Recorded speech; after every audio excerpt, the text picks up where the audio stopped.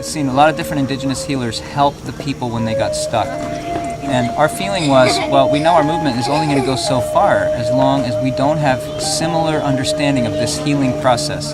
And we can't very well keep asking indigenous people to help us every time people get stuck, because there's billions of people literally probably who need this help.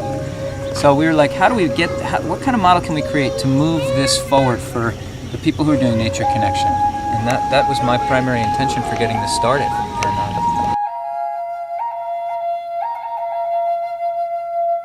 Yeah, there's different types of ceremonies. We actually talk about 8 ceremonies because we attach this to the 8shields in the organization. And each one has an application both as a life stage, but also as a tool that can be used at various points of difficulty in life. So we call it Sweat Lodge. It's a purification rite. It's a way to like re-energize and regenerate ourselves as individuals and as a community. And so in so many words, it like washes away all that junk that builds up in this life. You know, when we're walking through life and we have all these stresses and we have all these different problems that come up, as it cleans it away.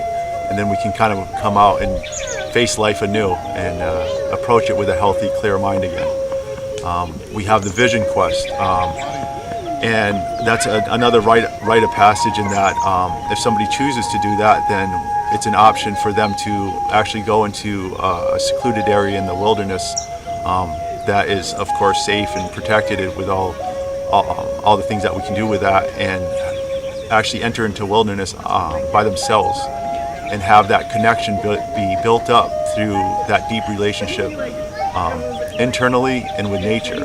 And then, of course, the community sends that person out and welcomes them back. And anybody that goes out, whether it's just for a short time or for a long duration, they get something. You know, they get a connection, they get an understanding of the connection, they bring it back to the community, and it makes everybody healthier. We also have song and drum, which typically people don't think of that as, you know, ceremony, but that's a component of every ceremony. That's definitely a component of every ceremony. And in itself, it's a ceremony. You know, we have the sacred fire, which is another tradition of utilizing fire in a particular way to create a container for, could be for grieving, it could be for healing, it could be for unification of community. We also have woman's ceremonies that are particular to a woman based on a woman's life. That includes transition points like when the period, when they first get their menses, or what we call moon time, childbirth, pregnancy, the menopause. There's certain things that happen with a woman that's unique and that actually has physical markers of transition points. So all of those need to be honored and recognized because in essence they're an internal ceremony that the women go through.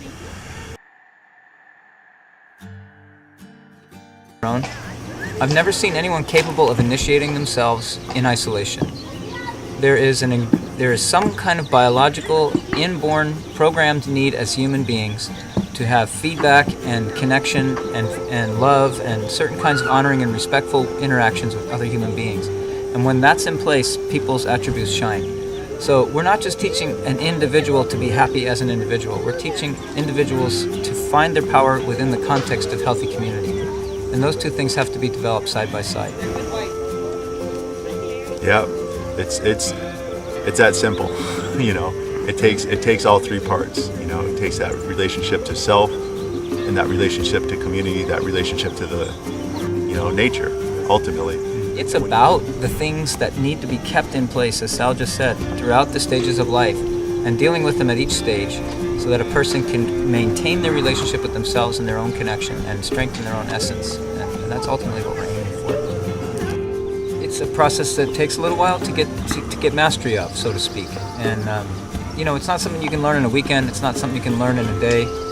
It's something that's going to have to grow in the individual. And so we created the pattern so that it would afford that opportunity to people, that they can be in long-term relationship, mentoring relationship.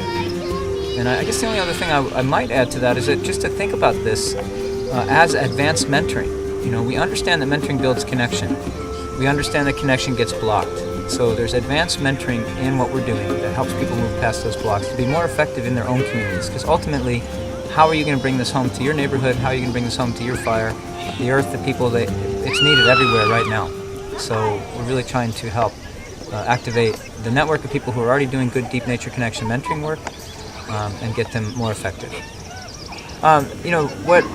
What I've also heard is that I've heard from mothers of people who have done this. I don't know what you've done for my son or my daughter, but whatever it is, I want to know, because you've covered something that I couldn't figure out for my children for a long time. So thank you. And I've heard that from multiple families. And ultimately, we're here to build healthy families, and that's very important. And the thing that's really exciting to me is the intergenerational support that we're getting, and that there are whole families coming now, and that's a wonderful thing. My name is Judy, and as you heard, I'm Sal's mom. And my participation in the Leadership Initiation Project is as an elder woman, and it's to bring women's teaching and women's wisdom. And it is through this program you will be mentored in the unique ways that women can connect to spirit, themselves, nature, and community. And you will learn to connect with your inner guidance and wisdom. You will be guided in healing and release, and shown ways to nourish yourself, both your body and spirit. And in learning these practices, you'll be able to use your unique gifts for the betterment of yourself and your families and your communities, thus becoming a much-needed vehicle of healing and connection to a dysfunctional and diseased world. And when I say dysfunctional and diseased world, I mean a world in which we have lost our connections to nature and each other. A woman's role in this healing process is huge, but first we have to find ourselves and recognize and appreciate the gifts we have and we've been given, and we have to love ourselves. And when I use the term love, I use that as connection, because really that's what connection is. And I'm not sure how many of you had heard the previous phone conversation with John and Sal, but I listened to it the other day. And John talked extensively on the skills and information and experiences necessary for a strong connection to nature. And most of these connections have been lost to society as a whole. But in the final part, he explained how knowledge, skills, and experience come together and create rewards, and these rewards are driven by community. And I mention this because as I heard this, I got an image in my mind, and I saw what a large role women play, which they hold this huge role as facilitators in the process of bringing communities together. And I saw women as the glue that hold the healthy society together. And often I've heard indigenous people say, women are the heartbeat of the nation, and it really struck home when I realized it was their love and understanding that not only hold the community together, but they also create a process by which people are able to connect with one another to create a community in the first place. Now, over the centuries, due to many factors, women have lost a lot of these connections. And I say this in a general way because obviously not all women have lost it, and some have lost it more than others. But in the majority of us, if we look inward, we see things that make us feel unhappy. And we see disconnections to something or things that interfere with our inner peace. And as women and human beings, we are meant to be connected on many levels. And when we study healthy communities and healthy societies, we see their love of nature, their understanding of place, their healthy families, strong communities, and a deep connection to spirit. And this is the desire of everyone I've ever known. And it's also our right. And it's the right to health and happiness. And indigenous people throughout the world have always had practices and ceremonies to keep their communities healthy and happy. And it's through the love and generosity of indigenous people that Sal and I learned many of these techniques and ceremonies. And it is through the Leadership Initiation Project. We wish to share these with you. My name's Haku, actually. Asaki, and this is my second season, well, second of the Turning of the Sun seasons of LIP, so second year. And let's see, I came into this program pretty much, or whatever you want to call it, you know, trying to think of a good name for it, because, you know, it's really about building family and community and connections and spreading love, if you want to say it simply, you know, just love of everything out there, you know, yourself and other people and the world. So anyways, came into this really needing feeling the need to do some inner healing in myself, some things that had just been around for a long time and kind of holding me back, or so it felt. So I see a lot of good things, like really powerful things, happen more effectively in these than almost any other practice out there, you know, therapy or, you know, whatever.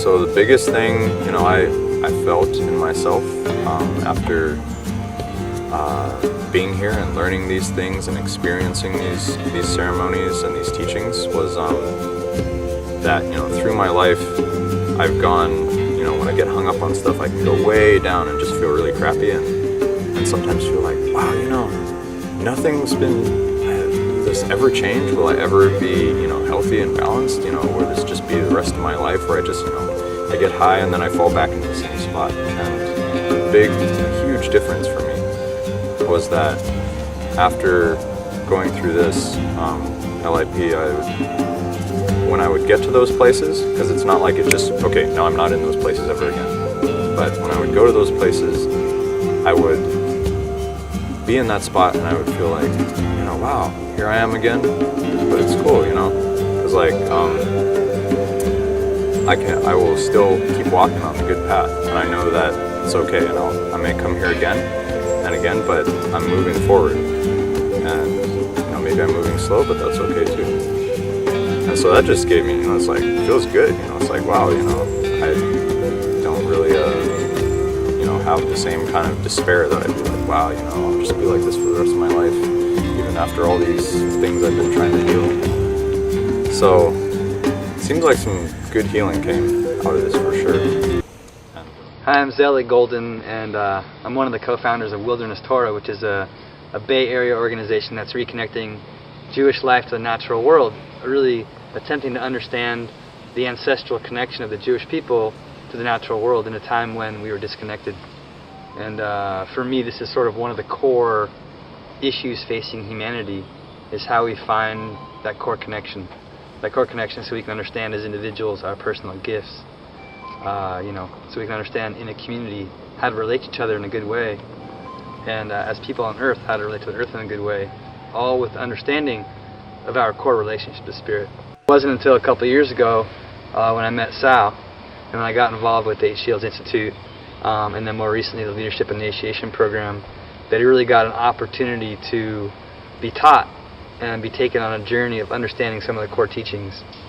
And for me, it's been an incredible experience, because while I've been able to sit in Native ceremony in a sweat lodge, for example, or the kinds of Native American ceremonies, what I'm learning here is that Sal and Judy and all the teachers that are involved in this and all the leaders that are coming through, they're really interested in helping us understand the core teachings, and also giving us a very open environment within which to ask our core questions, and then be taken on a journey and be being given instructions on really the cultural map, what it means to be a human being on Earth, through the lens of these specific traditions, which are universal to all human beings.